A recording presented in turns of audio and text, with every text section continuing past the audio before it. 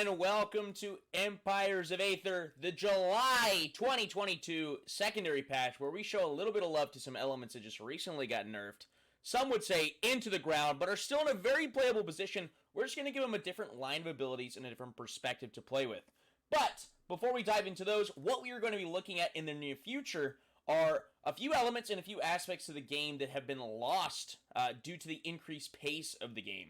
And as it stands right now, I want to say, I can't recall in the last 20 matches or so the Elemental Temple being used more than 3 times. And so we'd like to make that a little more accessible and make a few of these tier 1 ability combos a little more relevant because we're going to be taking a few elements in a few different directions in the near future to give a few more ability lines, a little more accessibility, and a little more popularity. And also, I really love the concept of monuments, and so I'd love to look at how to make those a little more accessible. Maybe it's you sacrifice a few ability slots in the tier 3 position, or maybe it's just discounting the building material costs, whatever it might be. I'd love to make monuments a little more pertinent to the game, and you'll see a little bit why here in a second. But elements receive updates in the near future, probably in the next patch. That's going to be Moon, Air, and Lightning. Air has suffered since its nerf, to where it feels very weak in a lot of matchups. It wants to be an aggro nation, but struggles to keep up with other aggro nations. It's got clear-cut win conditions that it wants to go for, but it struggles to get there compared to other elements. And they're also one of the... Earth and Air are the only elements of the original 4 that haven't received second or third sets of abilities. They've been pretty much the same since the very beginning because they've been so dominant.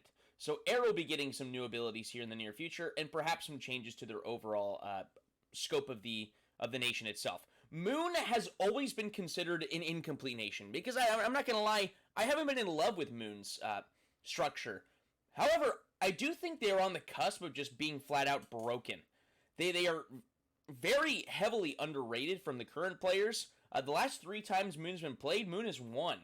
And you know, that's a range of, you know, competitiveness of the table and all that jazz, but Moon is very, very good. And so I have been hesitant to finish them and give them new abilities because I think the drawback to why people haven't perceived them to be that strong is because their abilities themselves aren't that strong. But their overall large card kit, just being able to get an army every turn, essentially starting from turn 1 or 2, is pretty insane. If they get to tier 2 on a standard timeline, which is if they're starting from 1616 to 2020, they could do turn 4, they're very scary. And so, very hesitant to give them new abilities, new options, because I do think that's going to push them over the edge, which would force us to take a look at their overall structure, which, if that's necessary, that's necessary. And Lightning has still been very, very dominant. It's great at every phase of the game. However, it is super one-dimensional. There's almost no flex spots in their abilities, and so we want to give them another perspective, and that is going to go in line with the lore that is coming out for them pretty soon. But what we're all here for are new abilities for Poison and Glacier. And we start with Poison. Poison's lore is being worked on, and I think it's a very, very cool storyline. But either way, Poison is going to get a new line of abilities, all revolving around a new form of currency in the game, Toxin.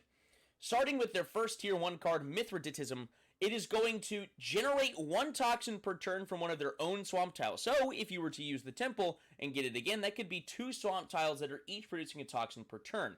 There are other ways to reduce toxin with your other abilities, but you'll see that your other abilities do have a sort of cost to them. Some hinder the enemy, some hinder other aspects of the board, some bolster you up, because the entire premise is that you are slowly exposing yourself to poisons in order to become immune to them. That sort of theme to it. And so we've got some power-enhancing poison down here in the bottom left, where our general can become supercharged for a turn. We've got pesticides, which can bolster our economy. We've got blow dart meta, which I think is going to be incredibly powerful in many corners with certain bosses being present there, to make the bosses a little more accessible for the Poison Nation, which gets enhanced aggressive dice roll from Swamp. So that's going to make bosses very, very accessible for them with this strategy here. Patient Zero, the entire concept with Patient Zero is that you are using this to secure the Aether tile.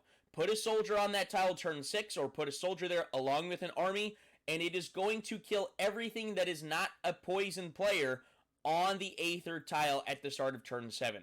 Very, very powerful, but can you hold on to it? Is it worth taking that ability for the simple sake of getting Aether? And then we've got a Monument countercard, the first of its kind, one of the reasons why I'm really excited to make Monuments more accessible is to then make the counters that go with it, because that's the constant state of this game. We added new components and therefore add strategies in order to counter the new components. But we didn't stop there. They've got more abilities. They have a new quest line to own 10 toxin at the end of your turn to acquire 1 win condition. And so if you're doing the math here, you use your Mithridatism ability turn 1. That means you're getting a toxin every turn. It seems like it would take too long to get to 10 toxin.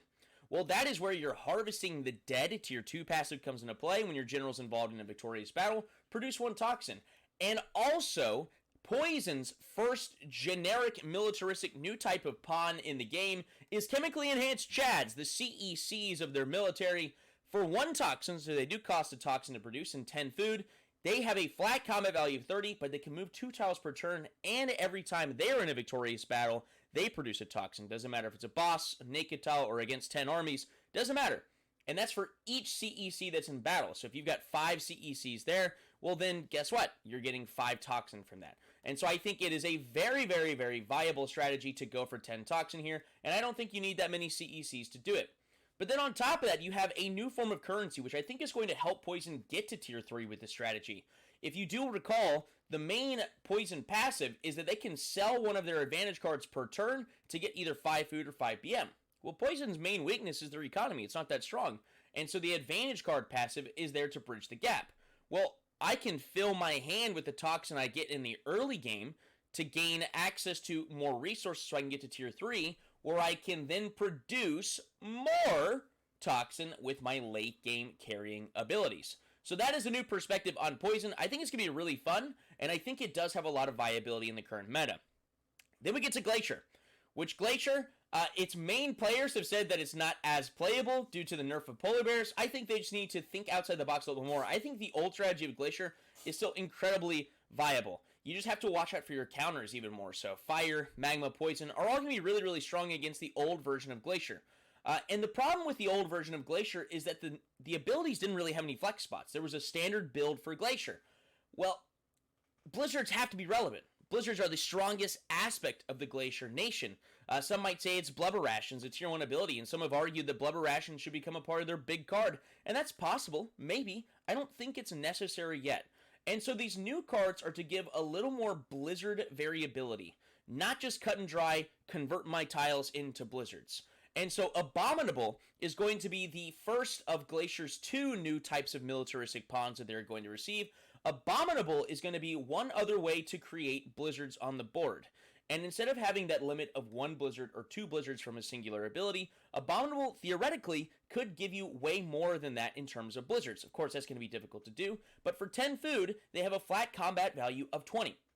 But what you want to do is hold out to have 2 of your Yetis attack an opponent or any tile, because they can convert that Blizzard tile upon their victory if 2 or more Yetis attack. Very powerful there. Aurora Borealis, I think, is going to be the coolest card out of these new options available. It is going to give even more ammunition for the fact that Glacier counters Lightning and that Lightning has no map manipulation here. Aurora Borealis is a Glacier-induced weather event. For 2 turns, Glacier is essentially going to be rewarded for various objectives that they complete. For defeating any enemy-owned tile, they receive 5 BM for that. For defeating a boss tile, they will fill their hand with advantage cards. And for claiming a star tile, they will automatically convert that star tile into a Blizzard tile, so more Blizzard variability. Save that star tile next to your base for a Blizzard spot, so that when you pop Aurora Borealis, you essentially get a free Blizzard there. If not, then you can also aggress upon enemy star tiles as well. Very powerful, and it happens for the turn you activate it and the turn after. Incredibly strong. And then we've got some really, really cool tier 1 variability that I think is going to get a lot of use here. I think with Abominable and Aurora Borealis in the game, that we don't have to take our Winterize and our Winterize Episode 2 necessarily, depends on the matchups, but Igloos is really, really great, because Glacier is a food-heavy nation in a BM-less world, which is, really only covered by mountains and rainforests. And so, if the building materials aren't there, Igloos is a great option. We don't need that much building materials to progress to the late game to get to my later game carrying abilities, and so I think Igloos is a really, really good ability for that. And I'm on a constant quest to make the iceberg viable. Hence, we have Gathering Driftwood or something, which is going to give you some more building materials, and you could access its ability turn 1, especially with later turn resource positions. And then I also love the geographic idea of whether you're starting in the north or the south having different abilities. Arctic versus Antarctic, I think it's just a really, really cool flavor of a card. If you're starting in the north, you get a free blizzard next to your capital. If you're starting, or it's not a free blizzard, it converts the tile that's there into a blizzard. So if it's a swamp, a forest, or a desert, might want to consider taking this. It just automatically becomes a blizzard for you. And then in the south, the first tile you purchase receives a free resource building, and your iceberg begins with barracks on it. So in the Antarctic position of the south, trying to make the iceberg a little more relevant for you. But what are we all building towards? Well, this Do You Want to Build a Snowman tier 3 card, we can create a snowman, which is a militaristic pawn for Glacier, which has a flat combat value of 100. But what does it take to get there? You have to own 4 or more blizzards to activate the effect. You will melt 3 of your blizzards to then convert that, or to spawn the snowman on the 4th blizzard. So it is going to start on a blizzard. But whether that's in your territory or your enemy's territory, that's up to you. And this snowman can attack 2 times per turn and can convert any tile that it attacks or claims into blizzard tiles. And why do we want this? What, just for the flat combat value? I don't think so. A new quest, Frosty the Conqueror.